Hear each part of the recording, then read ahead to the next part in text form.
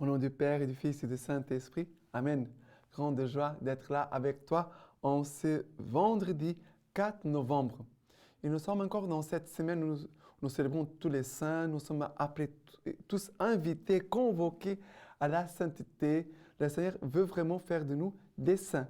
Les saints sont des gens, des personnes simples, humbles, mais qui vraiment ont une vie d'union profonde au Christ et qui vraiment sur cette terre désirent et veulent faire la volonté de Dieu et qui persévèrent sur les chemins du Christ, à la suite du Christ. La première lecture d'aujourd'hui, c'est Philippiens chapitre 3 à partir du verset 17. Devenez à l'envie mes imitateurs, frères, et fixez vos regards sur ceux qui se conduisent comme vous. On avait en nous un exemple, car il en est beaucoup. Je vous l'ai dit souvent et je le redis aujourd'hui avec larmes, qui conduisent en ennemis de la croix du Christ. Leur fin sera la perdition. Ils ont pour Dieu leur ventre et mettent leur gloire dans leur honte. Ils n'apprécient que les choses de la terre. Pour nous, notre cité se trouve dans les cieux. Nous attendons ardemment comme sauveur le Seigneur Jésus-Christ, qui transfigurera notre corps de misère pour le conformer à son corps de gloire, avec cette force qu'il a de pouvoir même se soumettre toutes choses. Ainsi donc, mes frères bien-aimés, étant désirés, ma joie et ma couronne, très bon de la sorte dans le Seigneur, mes bien-aimés. Alors, ici, Paul invite les gens à devenir ses imitateurs. Paul, il est orgueilleux? Non. Il a conscience qu'il essaie d'imiter rigoureusement, fidèlement le Christ. Alors, il dit, imitez-moi, comme moi-même, j'imite le Christ. Mais après, il va dire qu'il a d'autres personnes qui se conduisent comme ennemis de la croix du Christ. Et pour cela, Paul dit qu'il il pleure. Je le dis aujourd'hui avec mes larmes, qui se conduisent en ennemis de la croix du Christ. Ça veut dire que Paul souffre de voir ceux qui accueillent la croix du Christ, qui accueillent le Christ, et l'exigence de la croix comme disciples du Christ, comme Jésus nous a dit. Si vous voulez devenir mes disciples, renoncez à vous-même, prenez votre croix et suivez-moi. Il y a ceux qui s'enfuient de la croix du Christ, qui se portent comme des ennemis du Christ. Et dit, Paul, leur fin sera la perdition. Ils ont pour Dieu leur ventre et mettent leur gloire dans leur honte. Ça veut dire des choses de sexe, certainement des choses impures. Ils n'apprécient que les choses de la terre. Et cela doit nous faire penser, réfléchir. Comment je me comporte aujourd'hui? Non, par rapport à la croix. Comment, par rapport à mon ventre, est-ce que je vis pour la nourriture? Je pense seulement à la nourriture et me rassasier, voilà, je suis bien. C'est les autres. Non, c'est pas possible. Et Paul va dire, ils mettent leur gloire dans leur honte. N'appréciez que les choses de la terre. Que le Seigneur vraiment nous aide vraiment à être la joie et la couronne, non pas seulement de Paul, mais être la joie et la couronne de Jésus. Que notre vie soit vraiment une glorification du Christ. Car Jésus vraiment veut nous communiquer cette force. Jésus veut nous communiquer sa force, même si nous touchons notre corps de misère, de faiblesse. Maintenant, les psaumes d'aujourd'hui, c'est le psaume 122, à partir du verset 1. Quelle joie quand on m'a dit, allons à la maison du Seigneur. Enfin, nos pieds s'arrêtent dans tes portes, Jérusalem. Jérusalem bâtie comme une ville, où tout ensemble fait corps. Là où montent les tribus du Seigneur. Et pour Israël, une raison de rendre grâce au nom du Seigneur, car ils sont là, les sièges du jugement, les sièges de la maison de Dieu. Alors, ici, ce psaume nous parle quel jour quand on m'a dit, allons à la maison du Seigneur, allez vers Dieu, allez vers la maison, allez vers l'église, allez, approche-toi du Seigneur. Fais un mouvement, fais un petit pas. On doit toujours encourager les gens à faire un petit pas. Ouvre la porte de ton cœur. Prends la parole de Dieu. Profite de la grâce de la lecture divine chaque jour. Les choses de Dieu sont simples. Ce sont les hommes souvent qui sont très compliqués.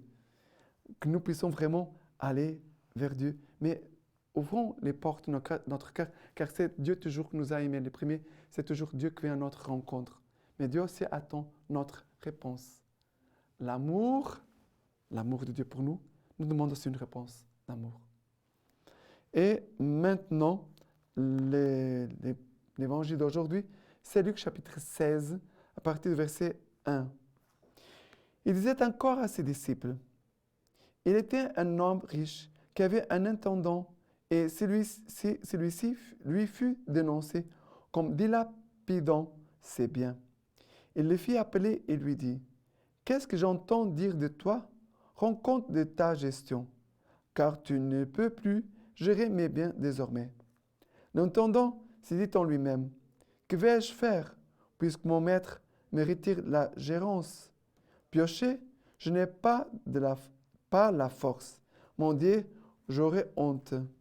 Ah, je sais ce que je vais faire, pour qu'une fois relevé de ma gérance, il y en ait qui m'accueillent chez eux. » Et faisant venir un à un les débiteurs de son maître, il dit au premier, « Combien dois-tu à mon maître? » « 100 barils d'huile, lui dit-il.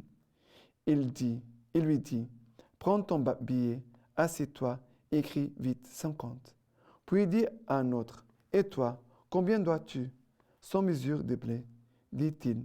Il lui dit, « Prends ton billet et écris 80. » Et le maître loua cet intendant malhonnête d'avoir agi de façon avisée, car les fils de ce monde-ci sont plus avisés envers leurs propres congénères que les fils de la lumière.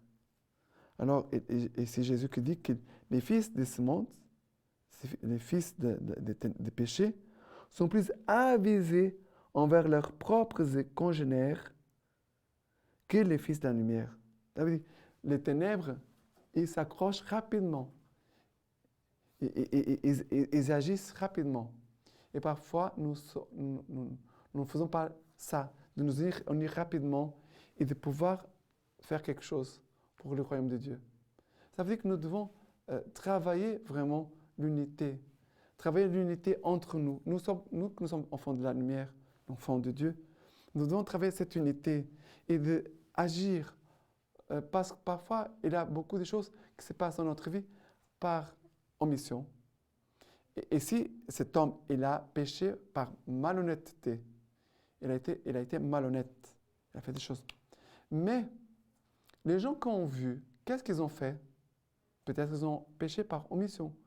Ils auraient pu dire quelque chose, faire une correction à cet homme, dire, mais c'est pas bon, ce n'est pas correct, il faut que tu changes. Regarde ton maître, ton Seigneur va venir un jour, qu'est-ce qu'il va dire de toi? Qu'est-ce qu'il va penser de ce que tu as fait?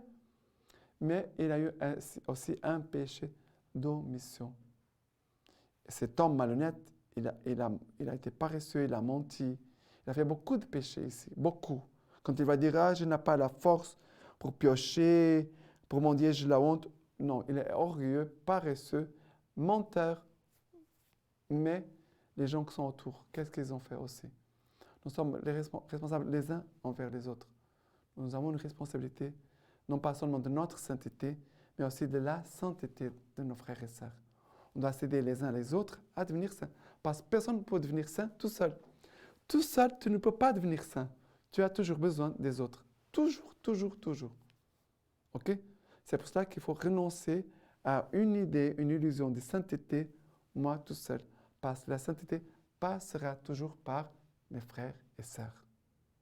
Et ils vont me sanctifier, mais aussi ils vont m'aider aussi à devenir saint, à me convertir et à faire des efforts vraiment de conversion. Maintenant, la lecture patricique d'aujourd'hui, nous célébrons Saint Charles Borromée. Charles Borromée, archevêque de Milan, réalisa en sa personne le modèle de l'évêque proposé par les conciles de Trente. Il travailla à réformer les clergés en tenant des synodes et en fondant des séminaires. Il voulut restaurer les mœurs chrétiennes dans le peuple par ses visites pastorales, donnant à tous l'exemple d'une vie authentiquement fidèle à l'Évangile. Homélie de prononcer à son dernier synode. Nous sommes tous faibles, je le reconnais, mais le Seigneur Dieu nous a donné des moyens où nous pouvons facilement trouver du secours si nous le voulons. Voici un prêtre qui voudrait mener la vie irréprochable à laquelle il se sait obligé, qui voudrait être chaste et avoir la conduite digne des anges, qui lui convient, mais il ne décide pas d'employer les moyens voulus, le jeûne, la prière, la fuite des relations mauvaises, des familiarités nuisibles et dangereuses. Cet autre, lorsqu'il entre au chœur pour la psalmodie ou lorsqu'il va célébrer la messe, se plaint de ce que 1000 pensées se présentent aussitôt à son esprit et les distrait de Dieu. Mais avant d'aller au chœur ou de célébrer la messe, qu'a-t-il fait à la sacristie? Comment s'est-il préparé? Quels moyens a-t-il pris pour maîtriser son attention? Veux-tu que je t'enseigne comment progresser sans cesse de vertu en vertu? Voilà, et après il dit, fuis autant que possible les distractions, demeure recueilli en Dieu, évite les conversations frivoles. Voilà quelques conseils que nous donne Saint Charles Borromée. Maintenant, je vous laisse la bénédiction par les mains toutes pures de la Vierge Marie. Que le Tout-Puissant vous bénisse et vous garde, le Père, le Fils et le Saint-Esprit. Amen.